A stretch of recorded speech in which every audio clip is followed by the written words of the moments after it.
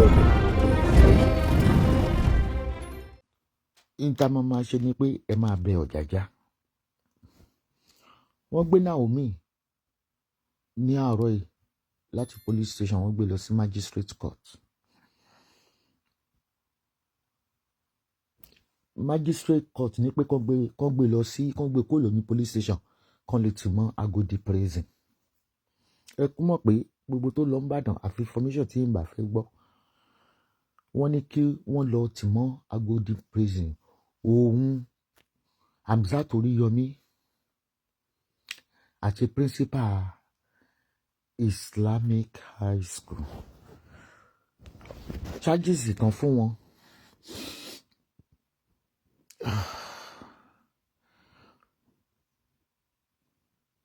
Because èmi náà ní for one in the Chief Magistrate Court, Oyo State of Nigeria. Naomi Shilekunla Ogunwusi, Alhaji Oriyomi Hamzat. Okay, Naomi Shilekunla Ogunwusi, female, age 31. Alhaji Oriyomi Hamzat, age 51. Esabod Jáde, age 56. That you, Naomi Ogunwusi, and Alhaji Oriyomi Hamzat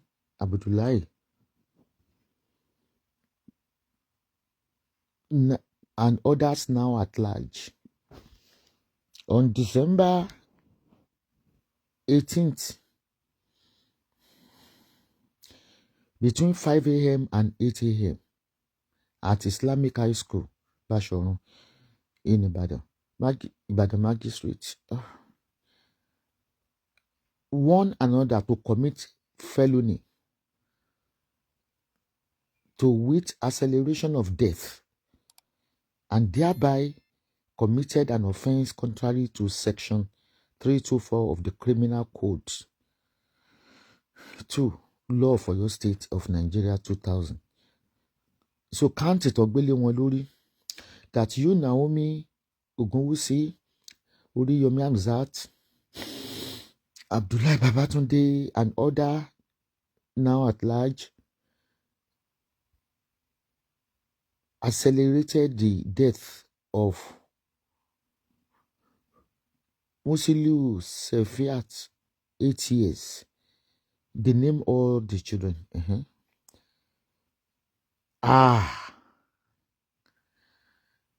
Mama Gekashishe broadcasting show that you, Naomi Hamzat Oriyomi, according to Criminal 2 Law of Oyo State. It's a very long journey.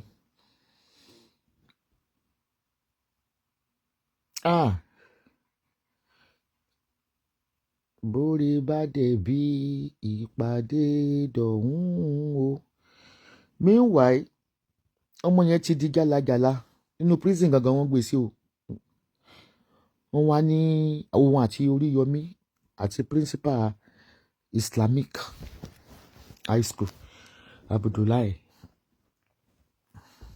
But tí gbogbo wọn ń sọ, ọlọ́pàá tó ń fún mi ní information gbogbo tó ń sọ ni pé Òní ní káwọn má fi sílẹ̀, ipò tẹjú mọ́lẹ̀. Wọ́n náà ní sọ pé wọ́n gbọ́dọ̀ fi sílẹ̀. Ipò rúdù sóhun, ó disgrace òun, ó kò láàfin.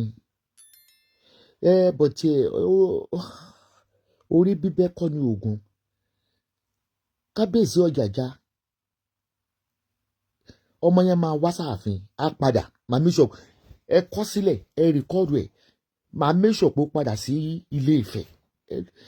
Wọ́n ní tẹ́ bá rí ọmọ yẹn ní prison lẹ́nu, according to the police, ó ti ń bá rí ní prison, ó lọ́mọ yẹn ti rí jálajàla. Irun orí ẹ̀ wá wà tàkì, ó ti yọ weave on.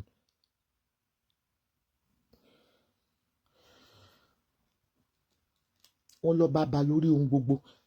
Ogunwusi, ẹ má jẹ́ kán fi kéèsì yìí sọ yín lẹ́nu, torí pé tí ọba kó má jẹ́ pé mo kàn advice yín ni o. Wọ́n ní má ṣe fọwọ́ kan ẹni àmì òróró mi. kó bẹ́ẹ̀ pé kéèsì ìbínú Ọlọ́run ni o. òkè ẹ fẹ́ gbé Tadé ní káwò pé yẹ wà lẹ́wọ̀n ẹ lọ gbé ẹni ó gbọ́dọ̀ padà wá sí ààfin láti wá bẹ̀yìn.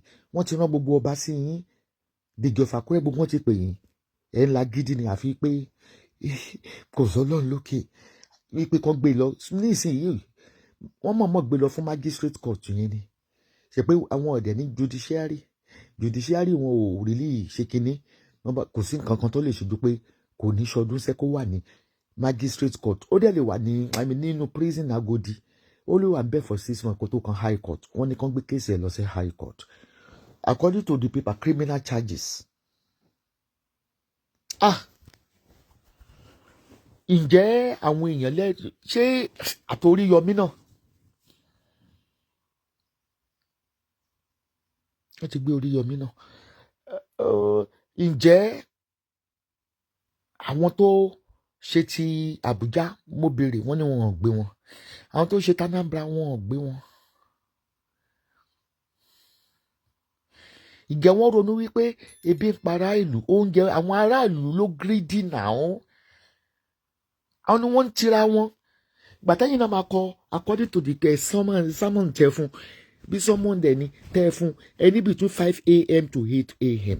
wọn ò tí ì dé ń gbà yẹn irú àkóbá wo lélẹ̀ nítorí ọlọ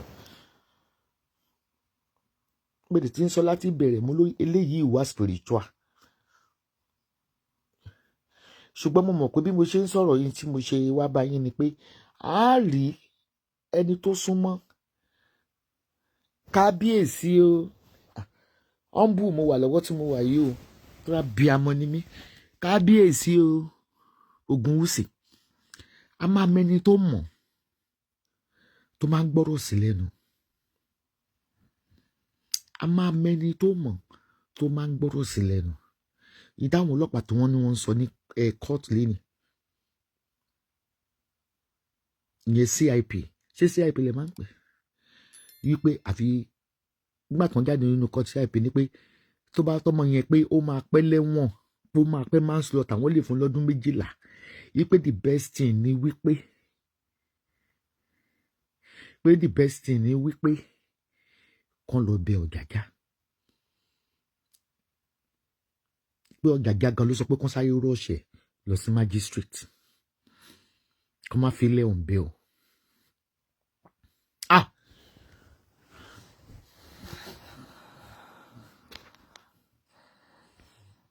Orí tí ọlọ́mọ yẹ kí orí ẹsọ bí wọn pẹ ṣáàjà yìí wọn ló lágídí gbogbo àwọn tó ń bẹ̀sẹ̀ wọn láwọn bá gbogbo wọn ló kò dá wọn lọ bó sọ yìí pé irọ́ ipò fi hùn ṣe yẹ̀yẹ́ àgbáyé òun náà fẹ́ fi ṣe yẹ̀yẹ́ àgbáyé.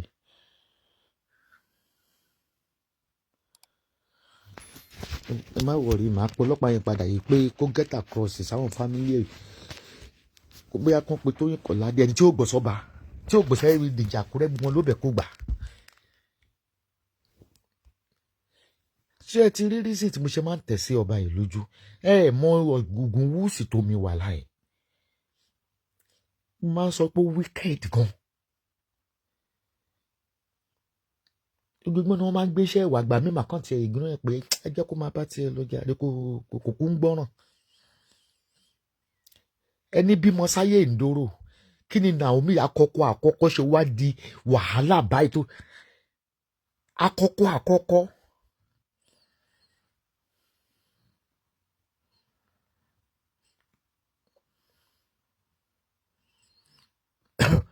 Only nothing concerns Kábíyèsí Ògúnwùsì on this matter they be nothing concerning à ń sọ inside fún only nothing concern kìíní ṣẹ́yìn elébi amẹ̀fà àbí kí ló ń pè tó ẹrú tó ń kó kiri ẹ má wá síbí máa block yín o tí mi ìbá gbọ́ information báwo mo ṣe ka lẹ́tà court nísìn 3 pages ní mi ìka tán why our judiciary so no ṣé pé kán kọ́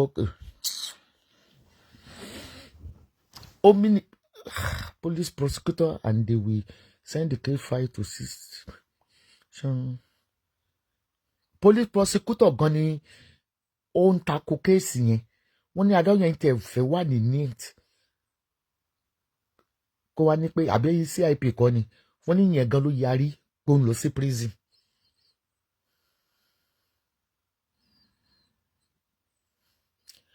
ẹ fẹ́ láfẹ́ bá ẹ wọ ẹ̀gẹ́ tá a bá ń fún yín ní fáàtì ọ̀rọ̀ ṣé mò ń jí ní táìmù yìí ni ẹ̀mú táìmù tí mo sùn lánàá ni.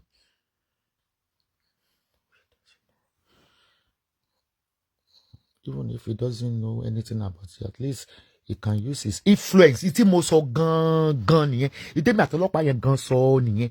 Ipe mi àfàtìpó ń jórúkọ ẹ̀, mi àfàtìpó bímọ fún, kò tẹ̀ yẹ kọ́rọ̀ yìí, ó yẹ kó parí ẹ̀ ni.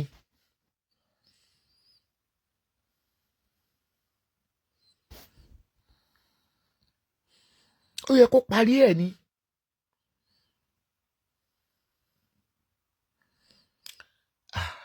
You're married 7 wives. 7 àbí 20 wives. Ìmáwọn tó ṣó ni wọ́n pọ̀ ń bẹ̀ gan. Ó ṣàdé kó padà. Okay. I don't believe they remind this can never happen to any queen of your kingdom. Ọ̀jájá burú gan mo sọ fún yóò dé dájú. Ẹ̀bẹ̀ là ń bó ṣèkà. Ọ̀gá ẹ mọ̀ yá àwọn èèyàn tí wí. Wọ́n kéwì lásán nípa ọ̀rọ̀ Ilé Ifẹ̀. Tẹ́ bá sọ pé ọ̀rọ̀ Ilé Ifẹ̀ ò dá. Àìmọye àwọn èèyàn tó máa ń pè mí tó ti ní pé kí wọ́n fún wọn sẹ́wọ̀n wọn ọ̀dẹ̀ gbé wọn lọ kọ́ọ̀tún wà lẹ́wọ̀n dùn ni. Taxi driver kan náà wà ń bẹ̀. Láìṣe olóṣèlú. Okay, yìí tí mo máa ń sọ fún yín tá ní ẹ̀rọ di dáadáa o, ó ti bábá o, ó ti búdòdò. Kí ni ọba balẹ̀ náà?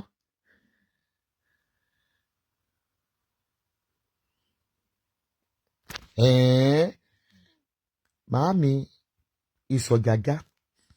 While OJAJA sent Tọ́pẹ́ pé kó lọ ha oúnjẹ lẹ́nu. Káwọn máa gbádùn lọ.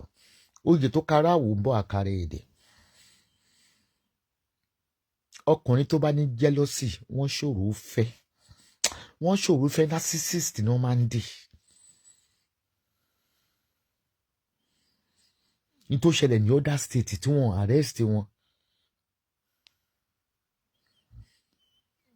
Ó ló sọ pé ó rúdù sóhun. Nígbà tí wọ́n ṣe ọdún kí ló lòun ṣe tó lòun ṣe OJAJA mọ́ lákùrẹ́. Ó dẹ̀ ní kí olórí Tọ́pẹ́ lé ní kó lọ máa hánjẹ fáwọn ọmọ kéékèèké. Apart from that, OJAJA ó ní veto power. Ó mọ Tinubu. Ó ń lọ sọ́dọ̀ Tinubu. So kò lè rescue Yomi. Ó wá lọ ṣe disclaimer pé kí n ṣoògùn wúsì. Naomi case is spiritual but didn't observe. But if you can't help her, it's a shame on him. But God will see her through. Spiritual àti ẹni tó dún ẹ̀yẹn. You want to get back. Yeah, in tó ṣe náà ni ó fẹ́ get back at her. Exactly. Kódà ẹnìkan nínú ààfin OJAJA. Anywhere náà lè wé nation wà náà. Ẹnìkan ní the next appearance they will definitely get awaiting the state. I don't want to take the boy tó fẹ́ ṣe ló fẹ́ gbọ́ ọmọ yẹn ni. Ẹ̀bọ̀ kó lọ gbé náà kó fi ìyà oníyà sílẹ̀. Kí tí ò lè lọ gbọ́ ọmọ yẹn lọ gbé tadé ní káwò. Oriyomi náà wá wọ́n ti remind them prison. Oriyomi náà wà prison. Of course Tinubu regime. Ẹ ṣáà mọ tẹ́ bá mọ sọ lórí social media kan mọ́ tracking.